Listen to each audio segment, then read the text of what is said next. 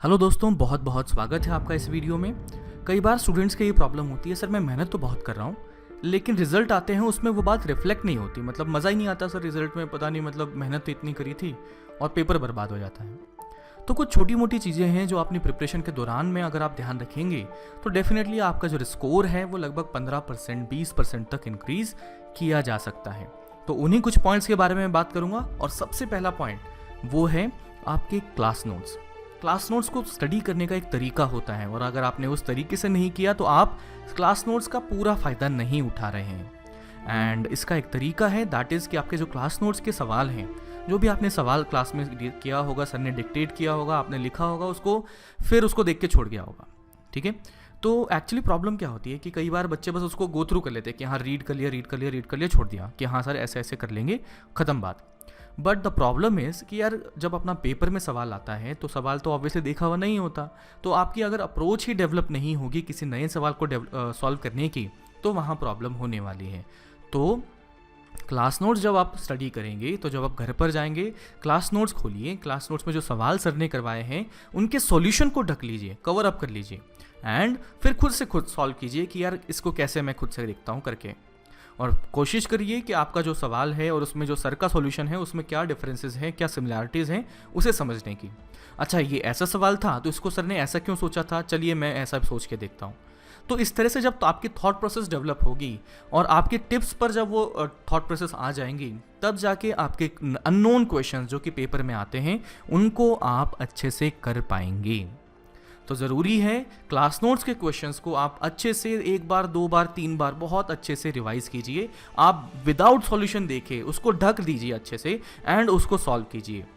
देखिए आपने क्या गलतियां करी और उन गलतियों से सीखिए, तभी जाके आप उन क्लास नोट्स का एक्चुअल क्रक्स निकाल पा रहे हैं। अदरवाइज तो बस आपने एक किताब की तरह उसको पढ़ लिया। ठीक है। तो ये है पहली सबसे बड़ी mistake. Next is proper way to solve your homework. तो होमवर्क करने के लिए अगर बात की जाए तो खुद एक बहुत बड़ा टॉपिक है। इसमें से मैं एक छोटी सी बात जिस पर मैं ध्यान दिलाना चाहता हूँ, मान लीजिए आपके 20 सवाल थे होमवर्क में, आपने कुछ सवाल किए, मान लीजिए 15 सवाल आपसे हो गए, 5 सवाल डाउट में रह गए। नेक्स्ट क्लास में आपसे सर से पूछा, क्लास में डिस्कशन हुआ, उसमें पूछ लिया, और उस डिस्कशन में आपने 5 सवाल जब पूछे तो सर ने बताया, आपने नोट कर लिया या बस आपने देख लिया कि हाँ यार इसको ऐसे ऐसे ऐसे करना है। फिर जब घर पर जाने के बाद में आपने अगर उन सवालों को वापस नहीं किया तो आपकी सारी मेहनत अब तक की बर्बाद हो चुकी है। और यही केस होता है 95% स्टूडेंट्स के साथ में कि अपना डिस्कशन हुआ, फिर उसके बाद में उस सवाल को देखना ही नहीं है कि यार अब सर ने तो कर ही दिया था तो मुझे करने की कहाँ ज़रूरत, आगे मैं तो समझ चुका हूँ। बट व्हाट हैपन्स, जब तक आप उस सवाल को खुद से अपने पेन से अपनी तरीके से नहीं करेंगे तब तक आपको वो कॉन्फिडेंस नहीं आता है कि हाँ यार मैं इस सवाल को कर सकता हूँ। और कई बार तो ऐसा भी होता है कि पेपर में मान लो कि जो डाउट वाला सवाल था वैसा अगर सवाल कोई दिख भी जाए, सिमिलर सा दिख जाए, भले ही सेम ना हो लेकिन सिमिलर सा दिख जाए, तो आपको एग्जैक्टली वो वाला सवाल याद आ जाएगा, यार ये तो डाउट में था, घर पे था और वो भी नहीं हुआ, तो साला ये तो फिर भी नहीं होगा, तो गड़बड़ होगा ये तो ज़रूरी है जो आपने डिस्कशन में किया है, जिसको आपने सवाल को समझा है, घर पर जाके एक बार खुद से ज़रूर करें। एक बचपन वाली बात को ध्यान में रख लेते हैं कि यार याद करो जब छोटे बच्चों को लिखना सिखाया जाता है तो टीचर क्या करता है ना, या मम्मी क्या करती है कि हाथ पे हाथ रख के उसको लिखना सिखाती है। देन व्हाट हैपन्स कि फिर उसके बाद में बच्चा अपने हाथ से खुद से लिखता है, खुद से किया ना उसने तभी तो सीखा। तो एग्जैक्टली जब आप क्लास में कर रहे होते हैं या आपके सर उसको डिस्कशन कर रहे होते हैं तो सर अपने हाथ से हाथ में रख के आपको सिखा रहे होते हैं, और जब तक आप उसे खुद से अपने हाथ से नहीं करेंगे, अपने आप से दिमाग लगा के नहीं करेंगे, तो आपको वो कॉन्सेप्ट एकदम 100% श्योर नहीं आएगा। थोड़ा सा हल्का सा डाउट ही रह जाता है, थोड़ा सा 100% कॉन्फिडेंस नहीं आता। और यही कॉन्फिडेंस आपको पेपर वाली सिचुएशन में जहाँ प्रेशर होता है वहाँ पर थोड़ा सा हेल्प कर देगा अपने स्कोर को बूस्ट करने में। And third and final point, ये वीडियो सबसे इंपॉर्टेंट है। इस पूरे वीडियो में से अगर इस पॉइंट को भी समझ लिया तो काफ़ी ज़्यादा इम्प्रोवाइज हो सकता है आपका रिजल्ट। देखिए होता क्या है कि मोस्ट ऑफ द टाइम जब आपका पेपर होता है, जब आपके रिव्यू टेस्ट होते हैं, आप अपनी कोचिंग से आए, अपने पेपर देके, उस पेपर देख के फिर उसको दुश्मन बन गए कि मतलब जाके फेंक दिया कि हाँ भाई अब जब रिजल्ट आएगा तब आएगा, तब तक उसको न देखना ना कुछ करना। तो मोस्ट ऑफ द स्टूडेंट्स ये गलती करते हैं कि भाई उस पेपर को अच्छे से देखते नहीं हैं कि क्या मैंने उसमें गलतियां करी हैं। रिमेंबर, आपकी कोचिंग का जो पेपर है that is not the final paper. आपका फाइनल पेपर तो जो आपकी डेट होगी 12th के बाद में वो होने वाला है। तब तक आप क्या कर रहे हैं, प्रैक्टिसेस कर रहे हैं। और उस प्रैक्टिस में अपना काम क्या है, हमारी एफिशिएंसी को इंक्रीज़ करना, हमारे पेपर करने के तरीक़ों को इंक्रीज़ करना।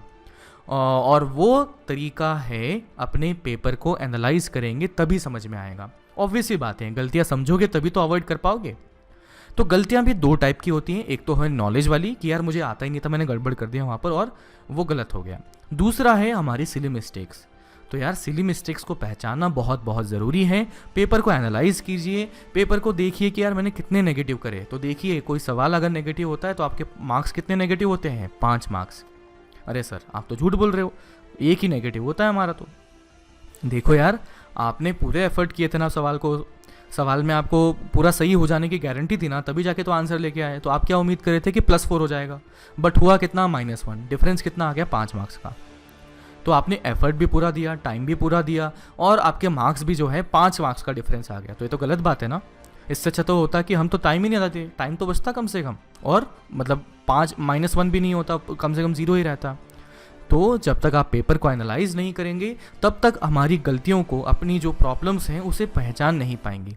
और उन्हें पहचानेंगे तभी जाके आप अगले पेपर में उससे बच सकते हैं।